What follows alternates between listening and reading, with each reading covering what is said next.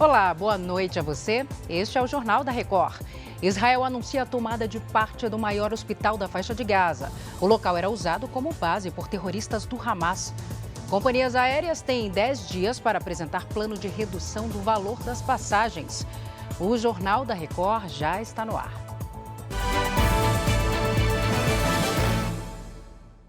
Oferecimento: Bradesco. Comprar online com cartão virtual é fácil. A Secretaria da Segurança Pública de São Paulo informou que já identificou a policial militar que se recusou a agir enquanto um homem aponta a arma para um suposto ladrão. A cena foi gravada no último domingo. Quem tem as informações para a gente é o Ari Peixoto. Oi, Ari. Olá, Salsi, boa noite a você, boa noite a todos. Segundo a SSP, a PM vai responder criminal e disciplinarmente pela conduta omissa considerada grave, registrada no vídeo. As imagens foram gravadas na zona norte de São Paulo. Um jovem suspeito de roubo foi ameaçado por um homem armado. Um outro homem o agride. Uma mulher tenta impedir que as agressões continuem. Durante a confusão, a pessoa que está gravando as imagens percebe a presença da policial militar parada, em pé, observando tudo, mas sem esboçar reação. Ao ser questionada, ela responde dizendo para ligar para o 190 e chega a afastar o suspeito com um chute. O jovem consegue fugir e a agente é novamente confrontada. Ela então afirma que está de folga e ameaça prender a pessoa responsável pelo vídeo. Bom, Salsi, apesar de estar de folga, o regulamento disciplinar da PM afirma que é dever dos policiais atuar seja onde for, seja onde eles estiverem, para preservar a ordem ou prestar serviço, desde que o efetivo, naquele momento, não seja suficiente. Salsi. Obrigada, Ari, pelas informações. Em Minas Gerais, 16 pessoas foram presas nesta terça-feira em uma operação da Polícia Federal contra a falsificação de cigarros. Em uma das fábricas clandestinas, os agentes encontraram trabalhadores em condições semelhantes à escravidão. Policiais federais chegaram à fábrica na Grande Belo Horizonte de manhã. No mesmo galpão onde eram fabricados os cigarros clandestinos, agentes também encontraram trabalhadores em condições análogas à escravidão. 16 pessoas foram resgatadas, 15 paraguaios e um brasileiro.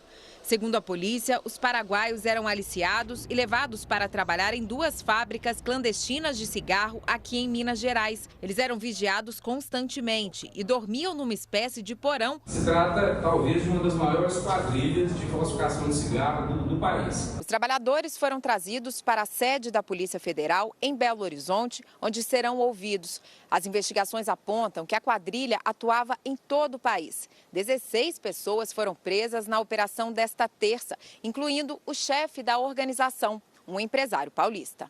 Os agentes também cumpriram mandados de prisão, busca e apreensão em Divinópolis, no centro-oeste do estado, onde funcionava a outra fábrica. 38 pessoas e 28 empresas são investigadas por trabalho escravo, falsificação e lavagem de dinheiro. As ações aconteceram em 5 estados. 20 milhões de reais de empresas foram bloqueados. A Sociedade Brasileira de Diabetes faz um alerta no Dia Mundial da Doença, que é silenciosa e pode ter consequências traumáticas. O repórter Leonardo Aques está aqui com a gente ao vivo, direto do Rio de Janeiro. Léo, boa noite para você. E as informações são preocupantes, né?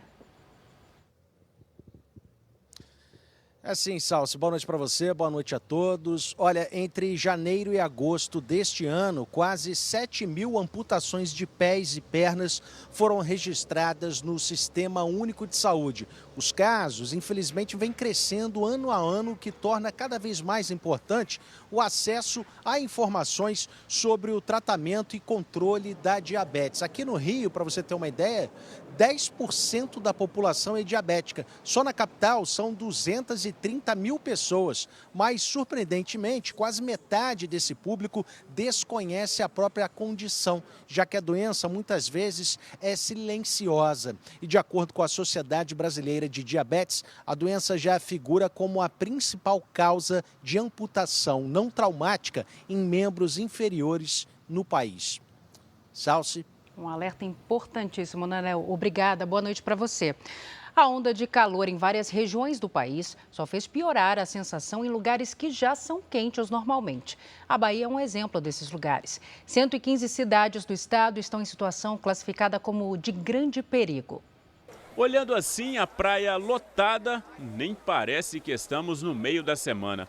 Mas foi a forma que muita gente encontrou para encarar tanto calor. Em Salvador, os termômetros chegaram a marcar 34 graus hoje. 4 graus acima da média para este período do ano. Quem não pôde se refrescar no mar, tentou se proteger do sol forte, do jeito que dava. Filtro solar, água, hidratação, água de coco. A onda de calor atinge 30% do território baiano. O Instituto Nacional de Meteorologia emitiu alerta para 115 municípios no estado. Além das altas temperaturas, há grande risco para incêndios florestais, principalmente na área da Chapada Diamantina. Um longo período com temperaturas altas, baixa umidade relativa do ar, a gente tem tido muitos focos de incêndio, então essa condição de tempo, ela favorece a disseminação desses focos de incêndio, dificulta apagar, né? Até sexta-feira, as temperaturas devem ultrapassar os 40 graus em várias cidades das regiões Oeste, Sul e Centro-Sul do estado, e também no Vale do Rio São Francisco. O que a gente pode afirmar é que pelos próximos 7 dias, pelo menos uma semana, vamos ter temperaturas elevadas, poucas chuvas e baixa umidade relativa do ar em grande parte dos municípios da Bahia. O governo dos Estados Unidos liberou o equivalente a quase 30 bilhões de reais para enfrentar as mudanças climáticas. Segundo o presidente americano Joe Biden, o investimento se concentra na modernização da rede elétrica para resistir a condições extremas, como incêndios florestais. Outra parte do valor será destinado à redução das emissões de carbono. A medida foi anunciada após um relatório apresentar que o aquecimento global gera prejuízos à economia americana. As Forças Armadas de Israel anunciaram ter invadido, na madrugada desta quarta-feira, uma parte do maior hospital da faixa de Gaza. A operação é baseada nas inteligências israelense e americana, que revelaram que combatentes usam a estrutura para lançar ataques. Segundo o Exército, a direção do hospital foi informada com antecedência sobre a entrada no complexo. Os militares dizem buscar armas e munições de diversos calibres. Ainda não há informações se houve combates no local. O porta-voz do Hamas negou que haja integrantes do grupo no hospital e acusou Israel e o presidente americano de cometerem massacres contra civis. A faixa de Gaza foi atingida por forte tempestade nesta terça-feira e trouxe novas preocupações para a população local. Autoridades temem que a chuva sobrecarregue o sistema de esgoto e acabe espalhando doenças. O Grupo Parlamentar Brasil-Israel e a Frente Parlamentar Evangélica do Congresso Nacional divulgaram uma nota conjunta de repúdio às declarações do presidente Lula, que equiparam Israel ao grupo terrorista Hamas. O documento é assinado pelo senador Carlos Viana, do Podemos, de Minas Gerais, que é presidente do Grupo Parlamentar Brasil-Israel, e pelo deputado federal Silas Câmara, do Republicanos do Amazonas, presidente da Frente Parlamentar Evangélica do Congresso Nacional. Segundo os parlamentares, o presidente Lula está mal orientado e que cada vez mais leva o Brasil a se apequenar no cenário mundial. As companhias aéreas têm 10 dias para apresentar ao governo federal um plano para reduzir os preços das passagens aqui no país. A Ariane Bittencourt tem os detalhes para a gente ao vivo de Brasília. Ariane, boa noite. Boa noite, Salsi. A informação foi divulgada agora à noite pelo ministro de Portos e Aeroportos, Silvio Costa Filho. Depois de se reunir com representantes das empresas, o ministro destacou que os altos preços das passagens têm prejudicado os consumidores e que reajustes são aceitáveis desde que não haja abusos. Silvio Costa Filho alertou que o governo federal não pode interferir nos preços cobrados pelas companhias aéreas e admitiu que uma série de contratempos tem levado aos altos valores. Segundo o IBGE, as passagens aéreas ficaram quase 25% mais caras em outubro. Vamos ouvir um trecho do que disse o ministro. Nós sabemos que o custo do querosene da aviação, que é alto, mas ele baixou 14% esse ano. A gente tem trabalhado para buscar incentivos que fortaleçam as companhias aéreas, mas eles precisam também buscar caminhos para reduzir as passagens no Brasil. O que a gente tem procurado fazer é ouvir, tentar construir uma proposta que eles ficaram de nos apresentar e, a partir daí, nós vamos tomar todas as medidas cabíveis para que, ao final, o povo brasileiro se fortaleça.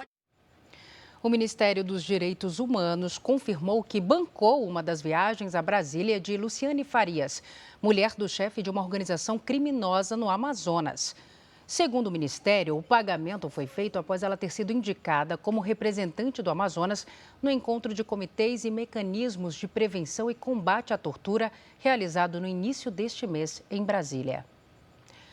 O presidente Lula tem a missão de escolher 2 nomes que ainda estão pendentes para cargos importantes no Poder Judiciário. Enquanto não sai a indicação para a vaga no Supremo Tribunal Federal, as expectativas se voltam para a Procuradoria-Geral da República.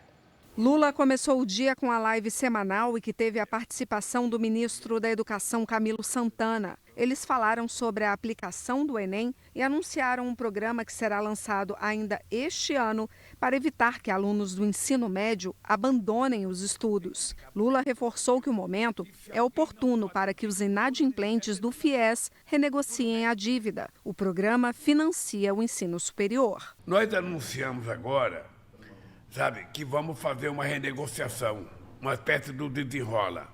Essa dívida desse 1.280.000 alunos significa 54 bilhões de reais. É muito dinheiro, gente.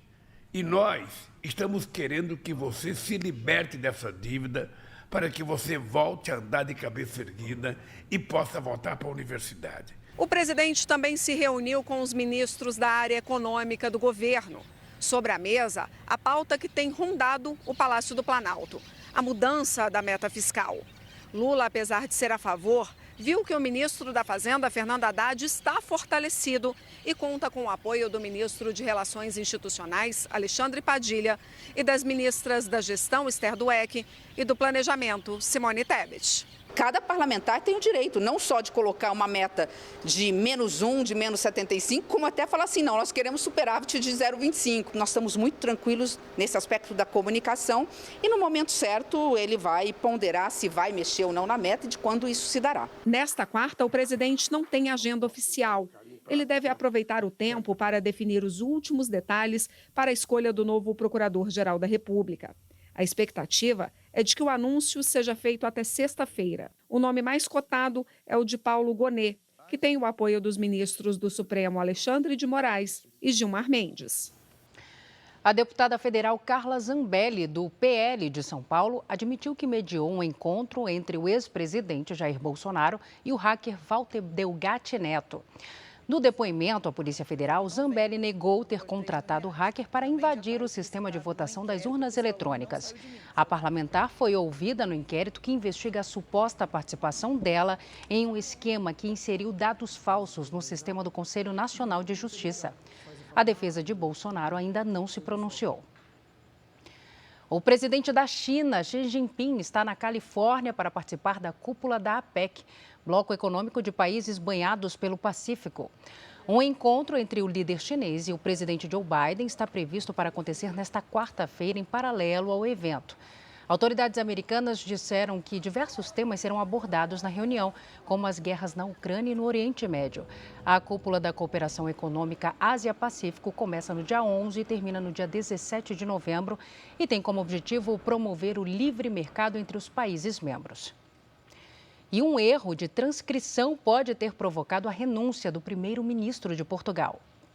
O Ministério Público de Portugal investiga supostas irregularidades em contratos do governo para a construção de um centro de informática e também para a exploração de lítio, material usado na fabricação de baterias para carros elétricos. Em escutas autorizadas pela Justiça, um dos investigados teria citado o nome do ministro da Economia e do Mar, Antônio Costa e Silva. Mas na hora de transcrever o áudio, os promotores escreveram o nome de Antônio Costa, que era o primeiro-ministro de Portugal. Na semana passada, buscas chegaram a ser feitas na residência oficial e no gabinete do primeiro-ministro. Com a repercussão do caso, Antônio Costa negou qualquer envolvimento em crimes, mas acabou pedindo demissão do cargo, o que foi aceito pelo presidente Marcelo Rebelo de Sousa. O Tribunal de Instrução Criminal descartou os crimes de corrupção e de prevaricação e ainda mandou soltar os 5 suspeitos presos na semana passada. Entre eles, o então chefe de gabinete de Antônio Costa, Vítor Scária. O processo envolvendo o ex-primeiro-ministro ainda é analisado na Suprema Corte do país.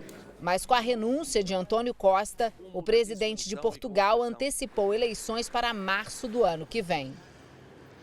O assunto agora é futebol. O Guarani empatou em Campinas com o Criciúma por 1-1. E a comemoração foi a quase 2.000 quilômetros dali, já que o resultado garantiu ao Vitória o título inédito da Série B do Campeonato Brasileiro. Com 69 pontos e faltando apenas 2 rodadas para o fim do campeonato, ninguém mais passa ao Vitória. A torcida fez a festa nos bares e nas ruas de Salvador. Você acompanha aí nas imagens. O time já havia garantido no domingo a volta para a primeira divisão do Campeonato Brasileiro. Começou nesta terça-feira a venda de ingressos para o jogo entre Brasil e Argentina, válido pelas eliminatórias da Copa, que vai ser disputado no Maracanã no dia 21. Mas antes, a seleção tem um jogo contra a Colômbia fora de casa e o técnico Fernando Diniz tem que definir quem serão os atacantes do Brasil. Não teve jeito. Lentes e olhares voltados ao caçula do time, o atacante Endrick. Aos 17 anos, o jogador do Palmeiras vem de uma sequência brilhante nos últimos jogos do Campeonato Brasileiro. No treino dessa terça-feira, Endrick estava entusiasmado com a possibilidade de estrear com a amarelinha. Endrick tem chances de entrar em campo como atacante nos próximos jogos pelas eliminatórias da Copa do Mundo. Caso isso aconteça, vai ultrapassar a marca de Ronaldo Fenômeno e se tornar o 4º jogador mais jovem da história a vestir a camisa da seleção. E ele não é o único estreante por aqui. Paulinho, do Atlético Mineiro, Pepe, do Porto e João Pedro, atacante de 22 anos do Brighton, da Inglaterra, também foram convocados pela primeira vez. Eu realmente não esperava, mas sabia que estava fazendo um bom trabalho. E eu acho que é o sonho de todo mundo, né? De toda criança, estar aqui um dia. E muito feliz por agora chegar a minha vez. O Brasil está em 3º lugar na disputa pela vaga para a Copa do Mundo de 2026, atrás da Argentina e do Uruguai. Agora enfrenta a Colômbia nesta quinta-feira e recebe a líder Argentina na terça-feira que vem no Maracanã. Para o técnico Fernando Diniz, fica a difícil missão de balancear o time desfalcado de astros como Neymar e Casimiro. Quem vai jogar diz que isso não é um problema. Eu acho que a gente tem muitos jogadores aqui que são protagonistas no seu clube. Tem uma questão do Vini, do Rodrigo, que são protagonistas no Real Madrid. Temos outros jogadores que podem chamar a responsabilidade, mas acredito que, acima de tudo, a força do grupo tem que aparecer para que o individual possa, né, se destacar, né? Este foi o Jornal da Record. Ouça essa e as outras edições dos boletins JR 24 horas, agora também nas plataformas de áudio. Você fica agora com o Fala Que Eu Te Escuto. Record, 70 anos tem a sua cara. Boa noite, cuide-se.